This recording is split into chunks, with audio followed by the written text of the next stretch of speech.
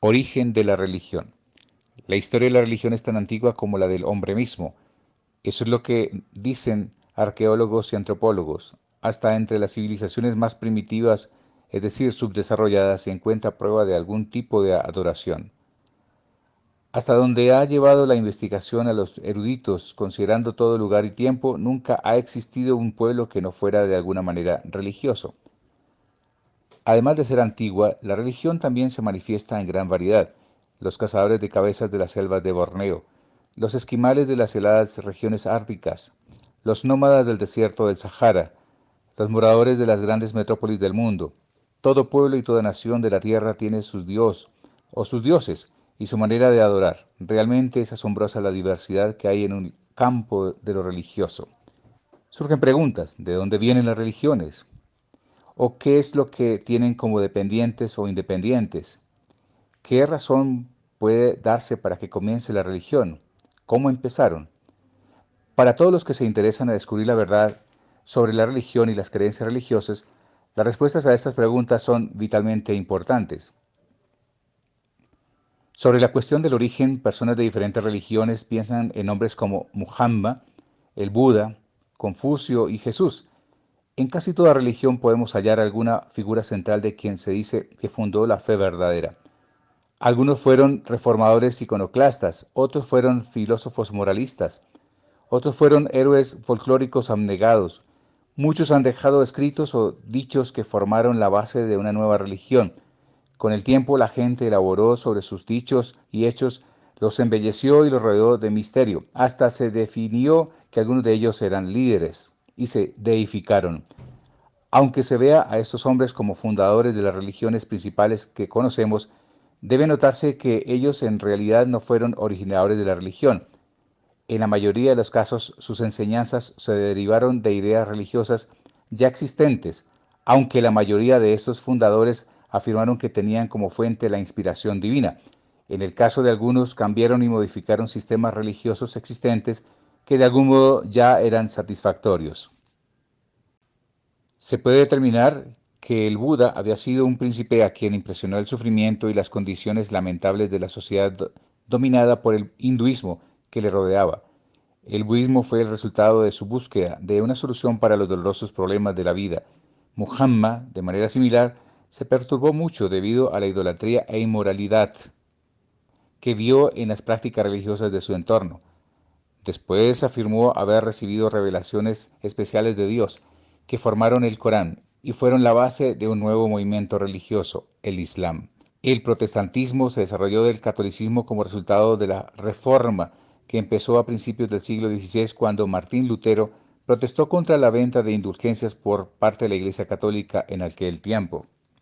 En lo referente a las religiones que ahora existen, no hay falta de información sobre su origen y desarrollo, sus fundadores, sus escritos sagrados y así por el estilo. Pero acabe la pregunta de por qué existen las religiones, quién las precedieron, quiénes antecedieron a estas religiones. Si se sigue remontando en la historia, tarde o temprano nos vemos ante la pregunta ¿cómo empezó la religión? Queda claro que para hallar la respuesta a esa pregunta se tiene que ir más allá de los límites de cada religión. El estudio del origen y desarrollo de la religión es un campo comparativamente nuevo. Por siglos la gente aceptaba a grado mayor o menor la tradición religiosa en cuyo seno había nacido y se había criado. La mayoría de las personas estaban satisfechas con las explicaciones que les pasaban sus antepasados y creían que su religión era la verdad. Rara vez había razón para cuestionar nada, ni necesidad de investigar cómo, cuándo ni por qué empezó lo que conocían. De hecho, porque los medios de transportación y comunicación eran limitados, pocas personas siquiera sabían que había otros sistemas religiosos. No obstante, durante el siglo XIX ese cuadro empezó a cambiar. La teoría de la evolución cundió por los círculos intelectuales. Eso, junto con el advenimiento de la investigación científica, hizo que muchos pusieran en tela de juicio los sistemas establecidos, y en eso estuvo incluida la religión, porque reconocieron que sería limitado lo que podían descubrir dentro de la religión existente. Algunos eruditos estudiaron los restos de las civilizaciones del pasado remoto o lo investigaron en lugares distantes del mundo donde la gente aún vivía en sociedades primitivas. Trataron de aplicar a estas sociedades los métodos de la psicología, la sociología, la antropología y así por el estilo, con la esperanza de hallar alguna clave en común o cómo había empezado la religión y por qué. Surgen teorías, así como investigadores sobre el tema y el hecho religioso. El antropólogo inglés Edward Taylor propuso una teoría en la que comúnmente se determina el animismo. Sugirió que experiencias como sueños, visiones, alucinaciones y la ausencia de vida en los cadáveres hizo que la gente primitiva concluyera que un ánima, habitaba el cuerpo. Según esta teoría, puesto que la gente solía soñar con sus amados que habían muerto, supuso que el alma seguía viviendo después de la muerte, que salía del cuerpo y moraba en árboles, rocas, ríos y así por el estilo. Con el tiempo se adoró como dioses a los difuntos y a los objetos en que se decía que habitaban las almas, y así, según Taylor, nació la religión. Otro antropólogo, el inglés Maret, propuso un perfeccionamiento del animismo y lo llamó animatismo. Después de estudiar las creencias de los melanesios de las islas del Pacífico y de los nativos de África y los Estados Unidos, Maret concluyó que en vez de tener la noción de un alma personal, los pueblos primitivos creían que había una fuerza o poder sobrenatural impersonal que lo animaba sobre todo. Aquella creencia despertó en el hombre emociones de reverencia y temor que se convirtieron en la base de su religión primitiva. Para Maret, la religión era principalmente la respuesta emocional del hombre a lo desconocido. Su declaración favorita era que, más bien que pensar en lo religioso, el hombre lo danzaba. Para James Frazer, la religión se había desarrollado de la magia.